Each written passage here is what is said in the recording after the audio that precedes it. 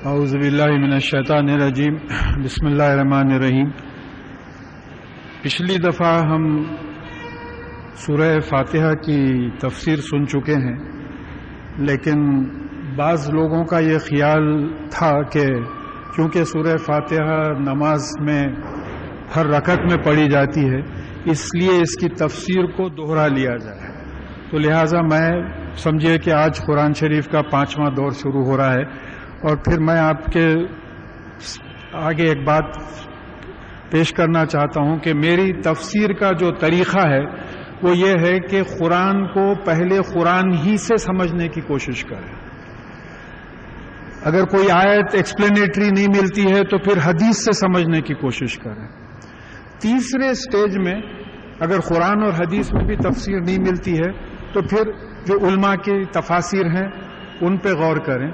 اور چوتھا سٹیج، کیونکہ سائنٹیفک مضامین قرآن میں یعنی بعض لوگ جو گنے ہیں 700-750 سے زیادہ آیات جو ہے قرآن میں آئی ہیں سائنٹیفک مضامین کی، تو اس کو ہم اپنی موجودہ سائنٹیفک نالج میں اس کا انٹرپریٹیشن بعض آیات کا کریں۔ تو لہٰذا آج انشاءاللہ سمجھیے کہ یہ 5واں دور سورہ فاتحہ کی تفسیر سے ہم شروع کر رہے ہیں، اور اللہ تعالیٰ سے دعا ہے کہ یہ قرآن ختم کرنے کی نہیں بلکہ بار بار شروع کرنے کی، اور جو بھی ہم سن رہے ہیں اس پہ عمل کرنے کی اللہ تعالی ہم کو توفیق دے۔ اعوذ باللہ من الشیطان الرجیم بسم اللہ الرحمن الرحیم۔ یہ پہلی سورت ہے سورہ فاتحہ۔ اب یہ اس کا جو روٹ ورڈ ہے فتح، اس کا مطلب کھولنے کا بھی ہوتا، فتح کامیابی کا بھی ہوتا ہے۔ تو یہاں یہ معلوم ہوتا ہے کہ یہ قرآن اس سورت سے کھل رہا ہے، دا اوپننگ چیپٹر، اوپننگ جس کو آپ بولیں گے۔ اور پھر اس کے یعنی سورہ فاتحہ کی خاص بات یہ ہے کہ احادیث میں بات آئی ہے کہ یہ شفا ہے، اس میں بیماروں پر پڑھ کے جو ہے پھونکنا چاہیے، بیمار جو ہے اس کو پڑھنے سے جو ہے ان کو شفا ہوتی ہے۔ اور شان نزول اگر آپ دیکھیں اس کا، اگر شان نزول اگر آپ دیکھیں تو یہ جو ہے کرونولوجیکل آرڈر، جو پہلی 5 آیات نازل ہوئی سورہ علق کی، اس کے بعد میں سورہ قلم کی، پھر سورہ مزمل کی، پھر سورہ مدثر کی، اس کے بعد سورہ فاتحہ نازل ہوئی، مگر اس کی شان یہ ہے کہ یہ پہلی مکمل سورت ہے، پہلی مکمل سورت ہے۔ تو اب ہم اس کو یہ معنی سمجھنے کے بعد اور ایک جو اہم بات یہ ہے کہ یہ سورت کی ایک اہمیت یہ بھی ہے کہ بغیر اس سورت کے پڑھے کہ آپ کی نماز مکمل نہیں ہوتی، ہر رکعت میں سورہ فاتحہ پڑھی جاتی ہے۔ لہٰذا اگر ہم کو اس کے معنی ذہن میں بیٹھ جائیں تو پھر نماز میں وہ کیفیت انشاءاللہ پیدا ہوگی جو ہونا چاہیے تھا۔ اب یہاں ہم بسم اللہ الرحمن الرحیم عام طور پہ شروع ہوتا ہے، برکت کے لیے اللہ کے نام سے ہم شروع کریں گے کہ اللہ کے معنی جو ہے ہم کو کس طریقے سے سمجھنا چاہیے کہ اللہ جو لفظ ہے یہ اسم ذات ہے۔ دیکھیے ذات کس کو بولتے ہیں؟ پرسنالٹی۔ میرا ایک نام ہے، اس کو اسم ذات بولیں گے۔ اور صفات کیا ہیں؟ میری کچھ خصوصیات ہیں۔ اگر کسی کو میرا نام نہیں معلوم تو کوئی صاحب بتا سکتے ہیں کہ صاحب وہ سفید داڑھی ہے اور سفید بال ہیں اور موٹی اینک لگاتے ہیں، اس طریقے سے جو ہے مجھے پہچاننے میں، صفات سے مجھے پہچاننے میں آسانی ہو جاتی ہے۔ تو اب یہ جو اسم ذات ہے اللہ تعالیٰ کا، یہ اسم ذات کا ترجمہ نہیں ہوتا، کسی بھی نام کا ترجمہ نہیں ہوتا۔ آپ اپنے نام لے لیجئے، اگر آپ انگلینڈ چلے جائیں، کوئی عبد الرحمان صاحب ہیں تو ان کا نام جو ہے سلیو آف دی بینیفیسنٹ بول کے وہاں پاسپورٹ میں نہیں لکھتے، وہ ویزا میں نہیں لکھتے، وہ عبد الرحمان نام انشاءاللہ عبد الرحمان ہی رہے گا۔ تو اس طریقے سے اللہ کا نام، اللہ کے نام کا ترجمہ نہیں ہوتا۔ اب ہمارے پاس غلطی کیا ہوئی کہ اللہ کے نام کا ترجمہ خدا کر دیا، جہاں اللہ رہنا چاہیے تھا وہاں خدا کر دیے، تو لفظ اللہ پڑھنے کا ثواب مار کھا گیا۔ اور انگلش میں کرے کہ اللہ کے بجائے گاڈ کر دیے۔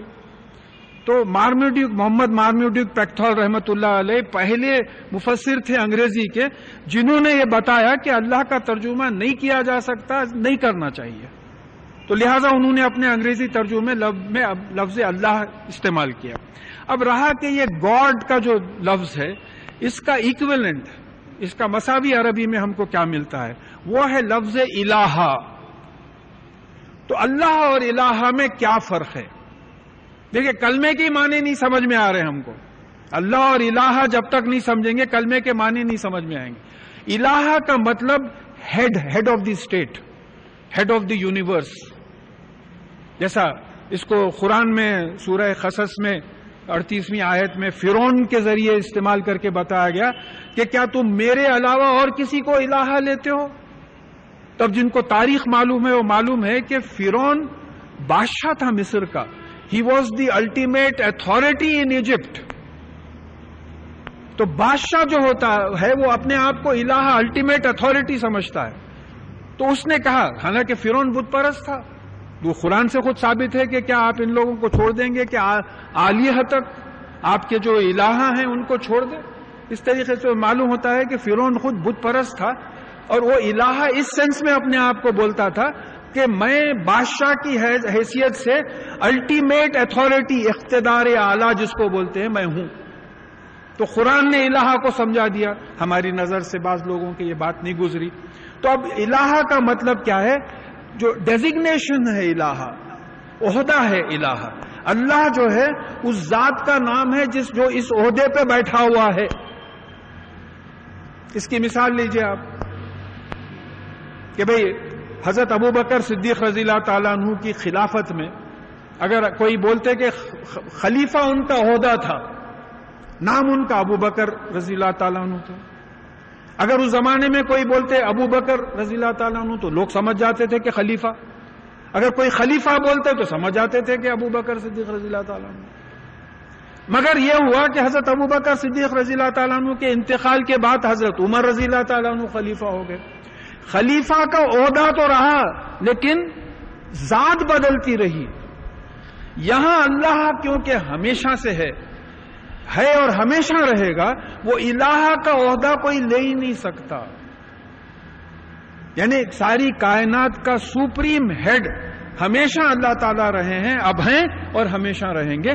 لہذا لا الہ الا اللہ، اللہ کے سوا کوئی الہ نہیں ہے. اب کلمہ سمجھ میں آیا. بغیر کلمہ سمجھے کہ اسلام پہ کیسا عمل کریں گے؟ کہ اب ہم مطلب یہ ہوا کہ اللہ کے سوا ہم کسی اور کو اتھارٹی نہیں مانیں گے. اللہ کے سوا ہم کسی اور کو اتھارٹی نہیں مانیں گے.